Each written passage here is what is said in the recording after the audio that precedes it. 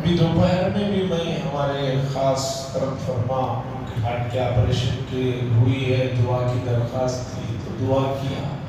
بیماریاں دن بدن بڑھ رہی ہیں، مسئلہ قابو سے باہر ہے اور نئی نئی بیماریاں اور بعض بیماریاں سمجھ میں بھی نہیں آ رہی ہیں۔ دیکھیے گزشتہ 4 دنوں سے ہمارے محلے میں روزانہ ایک انتقال ہو رہا ہے۔ اس میں کوئی شک نہیں کہ دنیا کسی کے لیے ہمیشہ تو رہنے والی نہیں، ہر آدمی کو جانا ہے، لیکن مسئلہ یہ ہے کہ تیار کتنا ہے۔ مفتی سعید احمد صاحب پالنپوری قدس سرہ نے فرمایا کہ بعض اللہ کے بندے ایسے ہیں ہر وقت تیار بیٹھے ہیں آخرت کے لیے۔ حضرت نے لکھا ہم لوگوں کا عالم یہ ہے کہ اگر ہمیں معلوم ہو جائے اسرائیل علیہ السلام کے خاص دوست احباب سے کہ بھی آپ کو بھی جانا ہے، تو ہمیں کم از کم 6 مہینے بھی لگے دیں گے تو بھی ہم 6 مہینے میں اپنے معاملات نہیں نپٹا پائیں گے۔ سوچیں گے بھی یہ ہو جائے، وہ ہو جائے، یہ ہو جائے، وہ ہو جائے، لیکن کچھ بندے ہیں جو تیار بیٹھے۔ پھر مفتی سعید احمد صاحب نے پڑوسی ایک عالم دین حضرت مولانا یوسف صاحب لدھیانوی قدس سرہ کا واقعہ سنایا کہ میری ان سے لندن میں ملاقات ہوئی تو کچھ جگہ دینی پروگرام تھا، اس کے بعد بڑے مولانا تھے، مفتی سعید صاحب نے پوچھا کہ حضرت کیا حال چال، تو انہوں نے کہا کہ مفتی صاحب تیار بیٹھا ہوں، بہت پہلے سے تیار سامان تیار کر کے بیٹھا ہوں، مجھے کوئی۔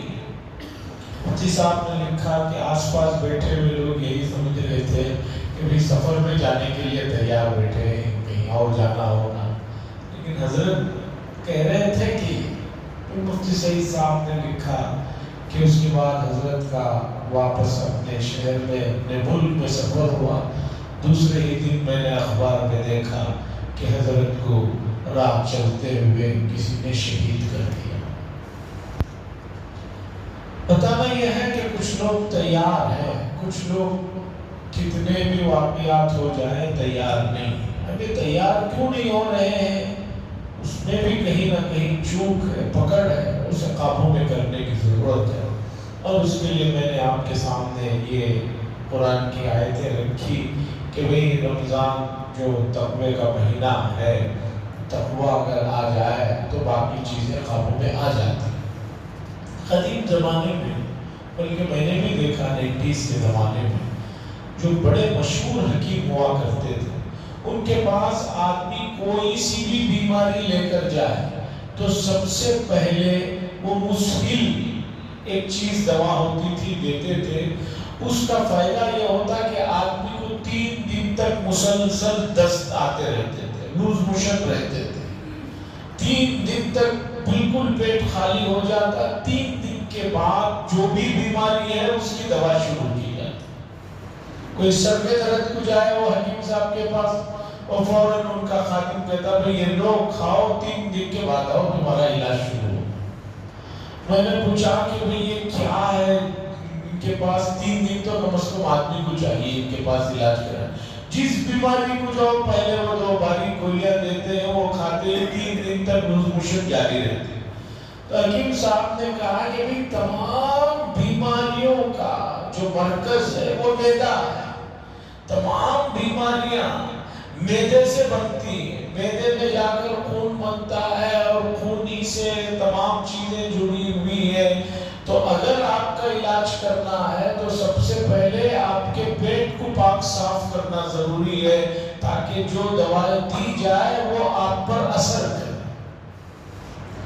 بات صحیح ہے کہ بھئی آدمی کا پیٹ اگر خراب ہے تو اس میں اس خراب چیز میں اچھی بھی چیز ڈالیں گے تو وہ نتیجہ نہیں ہے۔ قابل حکیم تھے، ان کا واقعہ تھا کہ ایک صاحب کے سر میں بڑا درد ہو رہا تھا، جان جیسے جا رہی ہے، بہت علاج ہوا، بہت معالجہ ہوا، حتیٰ کہ دلی لے کر چلے گئے، ایمس میں لے کر گئے، ایکسرے سر کے نکالے گئے، ایکسروں میں بھی کوئی چیز نظر نہیں آ رہی تھی، یہاں تک کہ ڈاکٹروں نے یہ طے کیا کہ بھی ان کے سر کا آپریشن کرنا ہے، سر کو کھولنا ہوگا، اندر کوئی چیز جو ہے کیا ہے وہ اندر ہی جا کر نظر آئے گی، صحیح کرو، کچھ ہو گیا تو جو ہے گارنٹی نہیں، وہ جو صحیح وغیرہ لیتے۔ لوگوں نے کہا اس آدمی کے مسئلے کا حل یہی ہے، تو یہی سے ہی آپریشن کروا لیتے۔ گنگو کے وہ صاحب رہنے والے تھے، حکیم صاحب کے قریبی گھر تھا، اور آپ کو معلوم ہے کہ گھر کا پیر مسطرے کی طرح ہوتا ہے، اتنے دنوں سے اس آدمی کا علاج دنیا بھر میں کرا رہے، وہ بازو حکیم صاحب سے کبھی کسی نے کچھ نہیں پوچھا۔ پھر ایک دن رات میں صبح جانا ہے دلی، تو صاحب کو بہت درد شروع ہوا، پریشان ہو گیا، لوگوں نے کہا کہ بازو حکیم صاحب سے بھی ایک بار پوچھ لو۔ حکیم صاحب کو جا کر سنایا گیا اور بتایا گیا یہ واقعہ ہے، صدر جب شروع ہوتا ہے تو آدمی قابو میں نہیں رہتا۔ انہوں نے کہا اچھا ایسی بات ہے، کب سے ہے؟ تب سے۔ تو اس کے بعد انہوں نے کہا کہ بھئی دیکھو گاؤں کے اندر کہیں کوئی شادی ہو رہی ہے، کوئی بارات وغیرہ ہو تو دیکھو وہاں پر جو پلاؤ بنا ہوگا، ایک خواب میں گرم گرم پلاؤ لے کر آؤ، جیسے ہمارے یہاں بریانی ہوتی ہے، وہاں ایک پلاؤ نام کی چیز ہوتی ہے، بہت خوشبودار مزیدار ہوتی ہے۔ لوگوں نے کہا اسی لیے ہم یہ حکیم کے پاس نہیں آتے، یہاں ہم پریشانی سنا رہے ہیں اور یہ پلاؤ منگا رہے ہیں۔ انہوں نے کہا بھئی اس کا علاج کے لیے پلاؤ منگا رہا ہوں، اب تم گھر میں بناؤ گے 4-5 گھنٹے تو لگ جائیں گے، کہیں جاؤ شادی بارات تو ہوگی، رات کا وقت ہے گاؤں میں، ان سے تھوڑا مانگ کر لا لو پیسے دے کر۔ اب آدمی کو جان پہ جب آتی ہے تو کرتا ہے، تو گئے ایک جگہ سے گرم گرم پلاؤ لے کر آئے، اس مریض کو انہوں نے بلایا اور پلاؤ جو گرم گرم تھا اس کے برتن ڈھکن کھولا اور مریض کے منہ کے قریب یہاں رکھا اور مریض سے کہا ذرا سانس لو۔ بالکل پلاؤ یہاں رکھ کے جب سانس لی گئی تو دوسرے ہی لمحے ناک کے ایک دوسرے حصے سے ایک لمبا وہ جو کمبل کا کیڑا ہم لوگ بولتے ہیں وہ نکل کر آیا۔ مریض نے کہا کہ اب مجھے لگ رہا ہے کہ میری کوئی جان میں جانا ہے، مسئلہ ختم۔ لوگوں نے کہا کہ یہ کیا ہے، اتنا بڑا یہاں پر تھا کسی کو پتا بھی نہیں۔ حکیم صاحب نے کہا کہ یہ سردیوں میں، انہوں نے کہا کہ دسمبر میں مجھے بیماری شروع ہوئی تو سردیوں میں آدمی کمبل بلینکٹیں اوڑھ کر سوتا ہے، اس میں عموماً وہ کیڑا ہوتا ہے جو ناک میں گھس جاتا ہے اور دماغ میں جاتا ہے تو دماغ کی رگیں جس طرح کی ہے اس طرح کا رنگ وہ بھی دھار لیتا ہے، اس لیے اسکرین میں اور جو بھی ایکسرے تھے اس میں بھی وہ نظر نہیں آتی۔ اب وہ جو ہی نکل گیا، مسئلے کو پہچان لیا، مسئلہ ختم ہے۔ تو اب آئیے رمضان المبارک کا مہینہ آ رہا ہے، بیانات، وعظ و نصیحت کی مجلسیں سب ہو رہی ہیں، نتیجہ نہیں آ رہا ہے، تو کیوں نتیجہ نہیں آ رہا ہے؟ اس کے لیے میں نے کہا قرآن ہے، حدیث ہے، صحابہ کی زندگیاں۔ دیکھیے قرآن مجید کی ایک ایک آیت، پھر اس ایک آیت کا ایک ایک لفظ اتنا ہے، اس کے معانی اور اس کے مفاہیم اور اس کی گہرائیوں میں جو حضرات گئے ہیں انہوں نے بہت کچھ لکھا ہے، اور انہوں نے آخر میں یہ بھی اعتراف کیا کہ ہم نے اس آیت کا یا اس حدیث کا پورا مطلب لکھ دیا ہے، اس کا ہم دعویٰ نہیں کرتے۔ پہلے بھی کبھی بتایا ہوں میں، میرے ایک ساتھی تھے وارانسی کے رہنے والے، انہوں نے پی ایچ ڈی کیا تھا قرآن مجید کی پہلی آیت یعنی سورہ فاتحہ کے اوپر جو لکھی ہوئی ہے بسم اللہ الرحمن الرحیم، انہوں نے 3 سال اس پر پی ایچ ڈی کی تھی، 800 صفحات پر انہوں نے اپنا رسالہ پی ایچ ڈی کا جو ہے جمع کیا تھا، 800 صفحات لکھے تھے 3 سال محنت کر کے۔ میں نے کہا کہ بھئی بسم اللہ پر اتنی ساری چیزیں، تو انہوں نے کہا کہ دیکھو میں نے جو کچھ محنت کیا 3 سال، لائبریریوں میں گیا، وہاں گیا، یہاں گیا، الگ الگ تفسیروں سے جو چیزیں تھی جو میں نے جمع کی ہے، وہ یہ مت سمجھ جانا کہ میں نے پورا سب کچھ اس میں جمع کر دیا۔ چونکہ اتنے حصے سے زیادہ نہیں لکھ سکتے، تو میں نے جتنا ہو سکتا تھا اختصار کے ساتھ کام لیا، 800 صفحات پر مشتمل اسے لکھا، اور اتفاق ان کا وہی ماہ مبارک میں رمضان میں تراویح کے بعد آ رہے تھے، بھیڑ بھاڑ رہتی ہے حرم میں، ایک جگہ روڈ پر ایکسیڈنٹ بھی ہو گیا، بیچارے انتقال بھی کر گئے۔ تو بسم اللہ پر انہوں نے اتنا کام کیا۔ اب پہلے زمانے والوں نے کس آیت پر کتنا کام کیا ہے، یہ تمام تحقیقات اور تفصیلات کو تو رکھیں گے تو بڑی مجلسیں ہوں گی، اور جب سے نیٹ فری ہوا ہے یا لمبے لمبے پیکیجز آئے ہوئے ہیں، اب کسی کے پاس کسی کے لیے ٹائم ہی نہیں ہے۔ یہ ایک بڑا مسئلہ ہے، عزیزان گرامی، اس سے نکلنے کی ضرورت ہے، اس چیز کی طرف آنے کی ضرورت ہے۔ مسئلہ یہ ہے کہ جو چیزیں ہم پر اثر نہیں کر رہی ہیں، اس کی وجہ کیا ہے؟ ہو سکتا ہے دوا اثر نہیں کر رہی ہے تو اس کا ریزن بتانے والے آپ کو مل جائیں گے، بھئی دوا اثر اس لیے نہیں کر رہی ہے کہ کبھی آپ کو یہ بیماری آئی تھی، آپ نے اس کا کورس ادھورا کیا تھا، اس لیے اینٹی بائیوٹک یہ دوا آپ پر اثر نہیں کر رہی ہے۔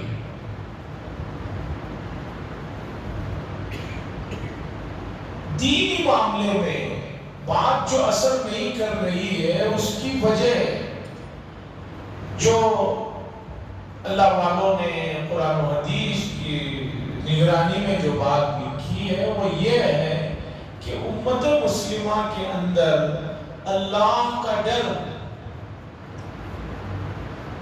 اللہ کی پہچان، اللہ کا جو مقام و مرتبہ ہے، جس درجے کا ہے اس درجے کے قریب کیا بہت قریب بھی نہیں پہنچے۔ وَمَا قَدَرُ اللَّهَ حَقَّ قَدْرِهِ، اللہ نے فرمایا اللہ کی جو قدر و قیمت ہے اسے لوگوں نے اس کا جو حق ہے ویسے نہیں پہچانا۔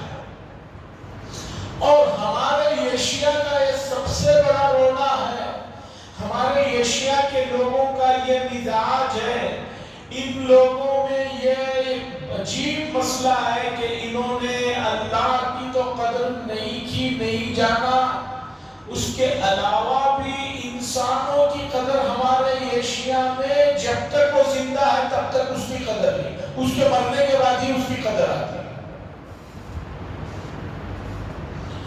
میں نے میرے ایک استاد سے پوچھا کہ حضرت ایک صاحب پوچھ رہے ہیں، وہ مشہور ہونا چاہتے ہیں، کیا کریں؟ حضرت نے کہا کہ بھی ان کے بس میں ہے تو انتقال ہو جانے کی دعا کرو، چونکہ وہ انتقال ہو جائیں گے مشہور ہو جائیں گے، اس لیے کہ زندگی میں تو ان کو کوئی مانیں گے نہیں، زندگی میں وہ کچھ بھی ہو جائیں، کچھ بھی کر لیں۔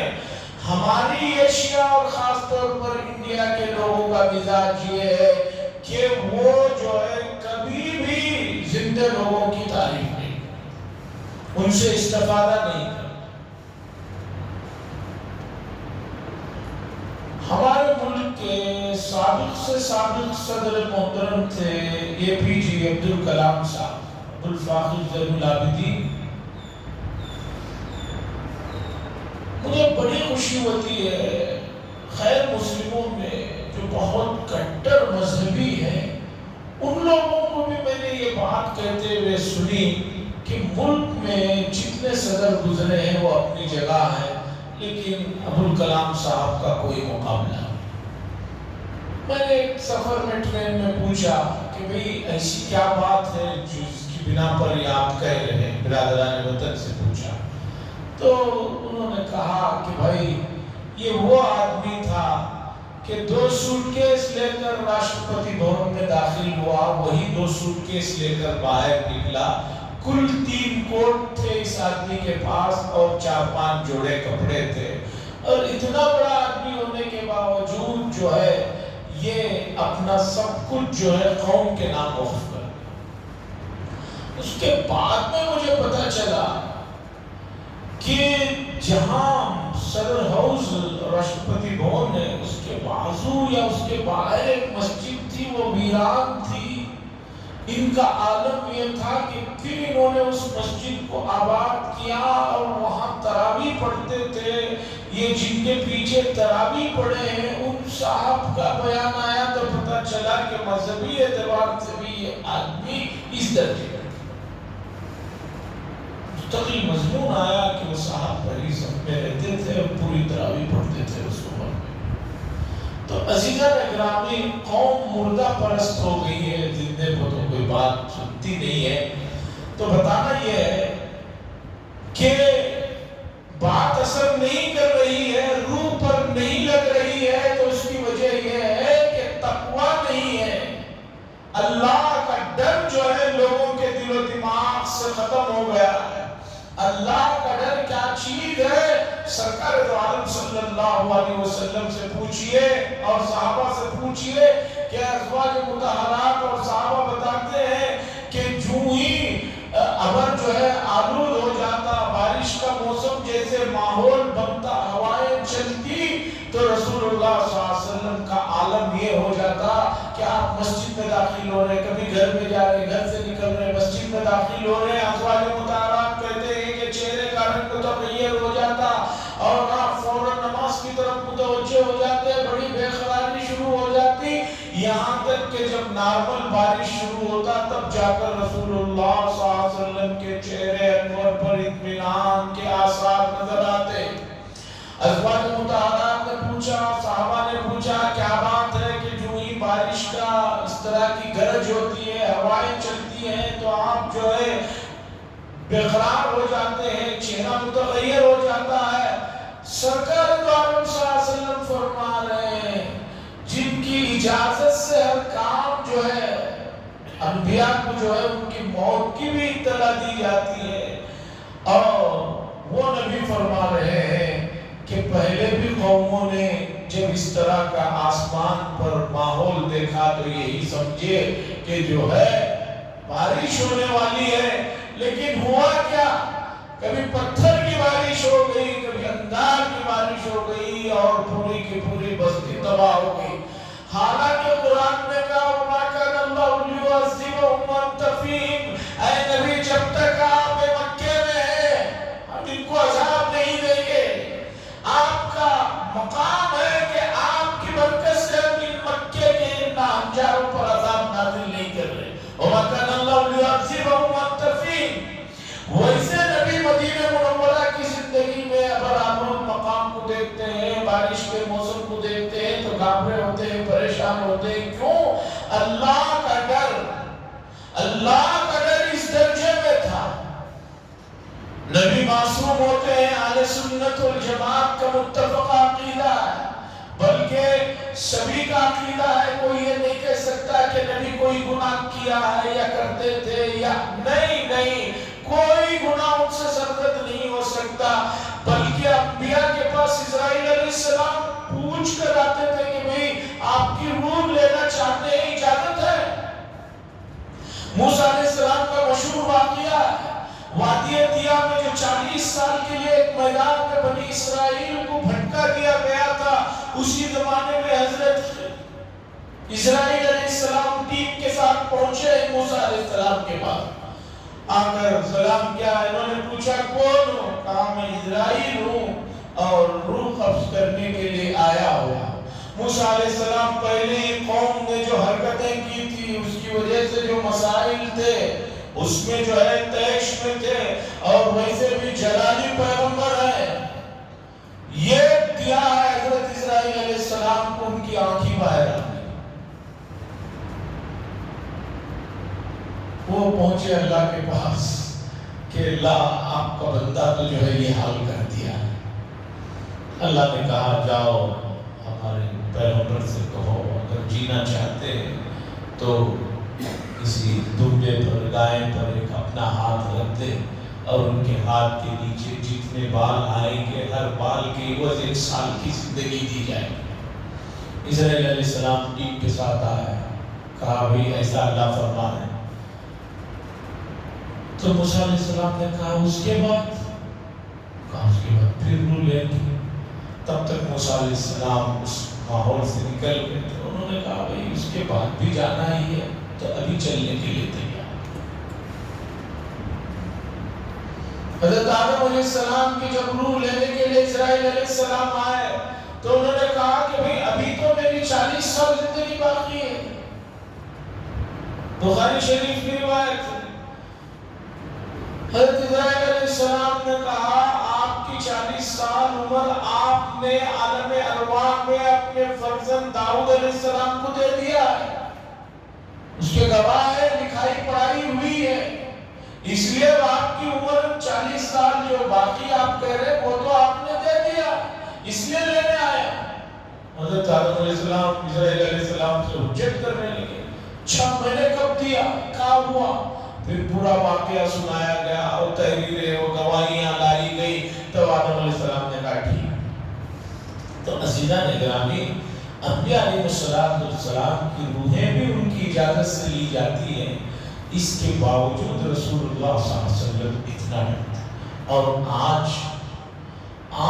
آدمی نے ہر بھیانک منظر جو گزرا ہوا ہے اس بھیانک منظر کو بطور قدرت کے نہیں، بطور لطف کے، بطور ٹائم پاس کے بیٹھ کر دیکھتا ہے۔ کہیں زلزلہ آیا ہے اس زلزلے کو بیٹھ کر دیکھتا ہے، کہیں کچھ اور ہوا ہے اسے بیٹھ کر دیکھتا ہے۔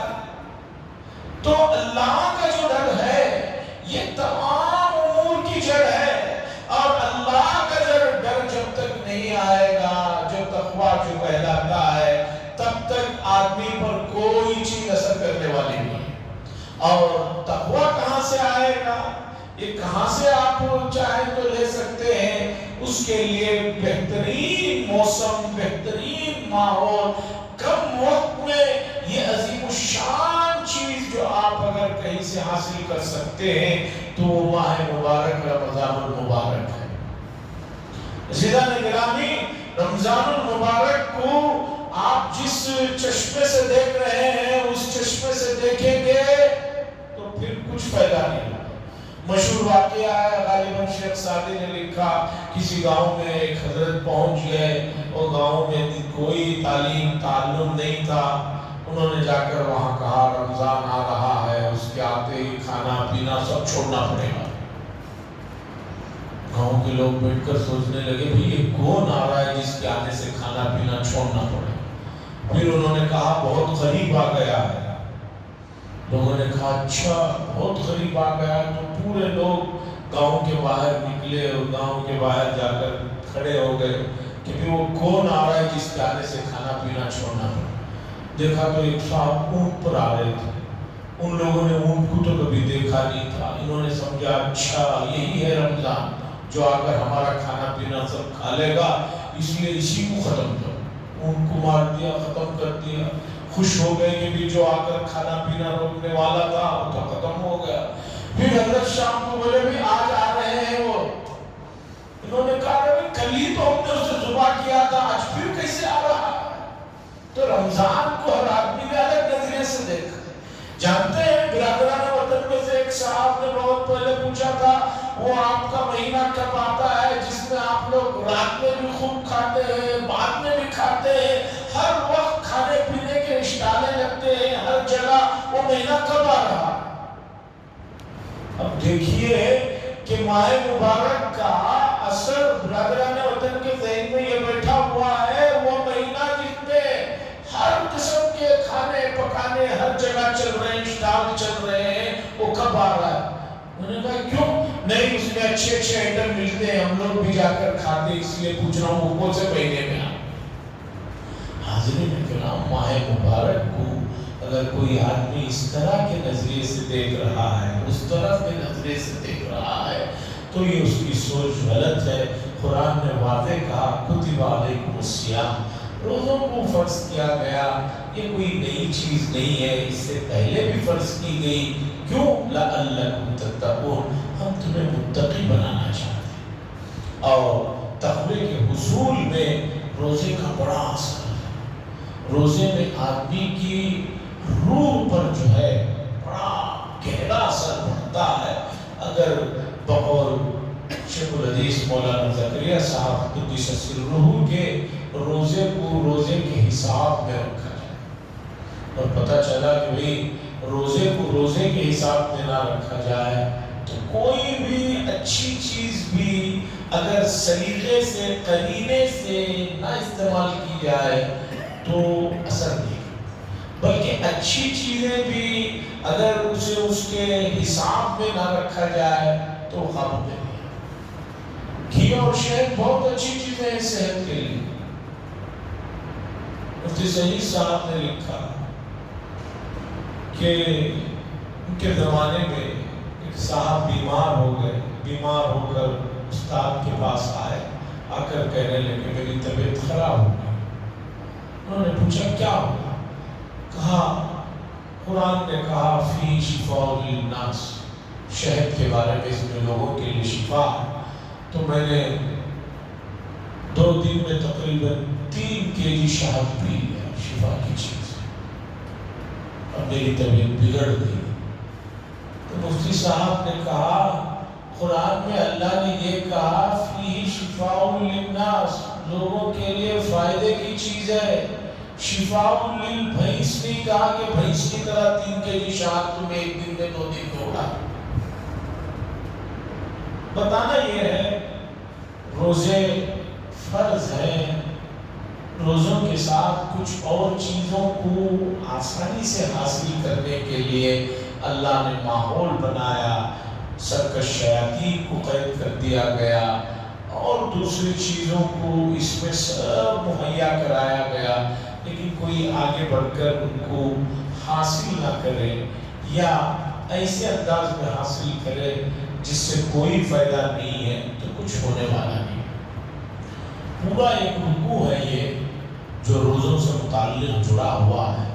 آخر میں اللہ نے مفسرین نے کہا عید کا بھی اللہ نے تذکرہ کیا، عید کے دن جو تکبیر کہتے ہوئے جاتے ہیں اس کا بھی اللہ نے تذکرہ کیا۔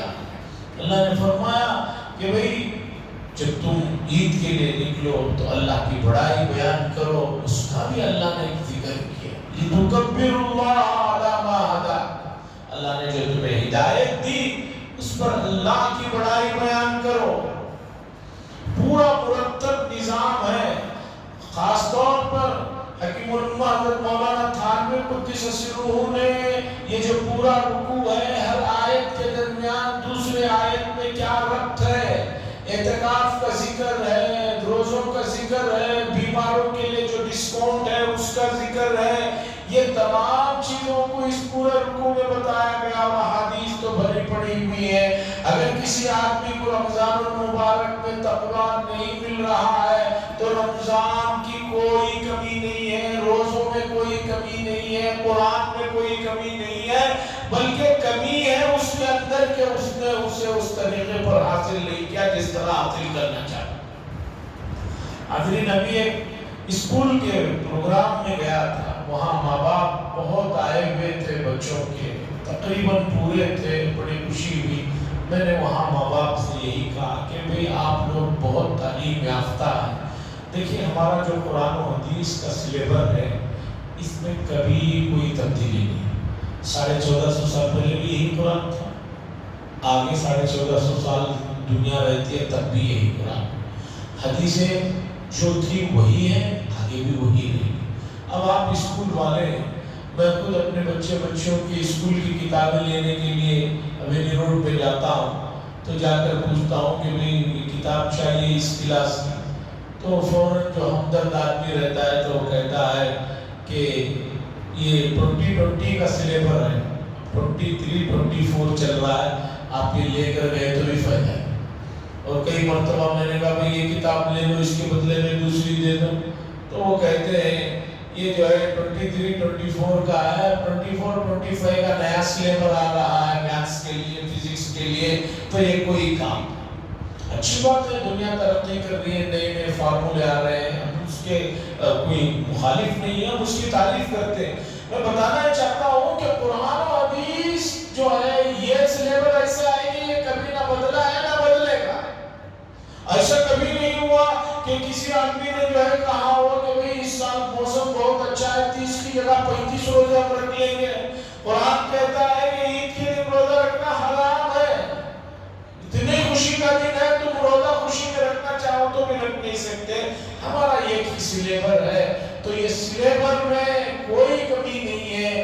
اسی لیول کو اپنا کر صحابہ اس مقام پر پہنچے، تابعین تبع تابعین اس مقام پر پہنچے، اولیاء اعظام اس مقام پر پہنچے۔ اب اگر ہم اس مقام پر نہیں پہنچ رہے ہیں تو اس لیول کا کوئی قصور نہیں ہے، ہمارا قصور ہے۔ اور اس قصور کو ختم کرنے کی اگر ہم نے ٹھانی ہے تو سنجیدگی سے ماہ مبارک کو ایک پرانا جو طریقہ ہے، گولڈ از گولڈ جسے کہتے ہیں، وہ صحابہ کا جو طریقہ ہے ماہ مبارک کے، ان کے جو معمولات ہیں، اسے اپنائیں تو انشاءاللہ العزیز بڑا فائدہ ہوگا۔ وآخر دعوانا الحمدللہ رب العالمین، الحمدللہ رب العالمین، اللہم صلی علی سیدنا شفیعنا نبینا حبیبنا مولانا محمد وآلہ وسلم۔ اللہم انت السلام منک السلام تبارک یا ذا الجلال والإکرام۔ اللهم انجل المستضعفين من المؤمنين في فلسطين، اللهم انصر المجاهدين والمؤمنين في فلسطين وفي كل مكان، اللهم انصر المظلومين في فلسطين وفي كل مكان، اللهم اشدد وطأتك على اليهود، اللهم اجعلها عليهم سنين كسن يوسف، اللهم اغثنا، اللهم اغثنا، اللهم اغثنا، صلى الله تعالى وسلم على خير محمد وعلى آله وصحبه أجمعين والحمد لله۔